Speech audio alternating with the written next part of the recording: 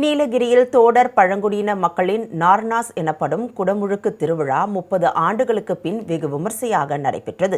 நீலகிரி மாவட்டம் மார்லிமுந்து என்ற கிராமத்தில் வசித்து வரும் பழங்குடியின மக்கள் பாரம்பரிய முறைப்படியும் மூங்கில் மற்றும் பிரம்பு ஆகியவற்றை கொண்டு பிறை வடிவிலான கோயிலை உருவாக்கி வழிபட்டு வருகின்றனர்.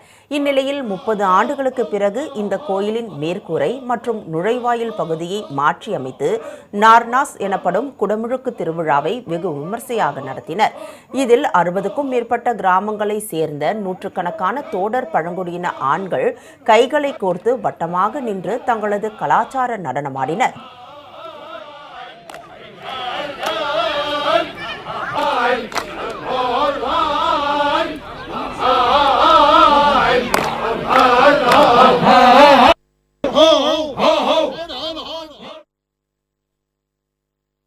ஒரு பிரச்சனை வரக்கூடாது, நல்ல முறையாக இந்த சிறப்பாக கோயில் நிற்கணும் சொல்லி நம்ம ஒரு காணி கட்டியிருப்போம். இன்றைக்கி அந்த பில்லு மேய்ஞ்ச உடனே அந்த கும்பாபிஷேகம் முடிஞ்ச உடனே எல்லாருமே சேர்ந்து மந்தால் மட்டும்தான் மெயினாக காணி கட்டுவாங்க. எங்களுக்கு ஒரு வேண்டுதல் இருந்துச்சுன்னா கண்டிப்பாக காணி கட்டுவோம். அதுக்கப்புறம் ஆடல் பாடலாம் இருக்கும். அது முடிஞ்ச உடனே நடனம் இருக்கும்.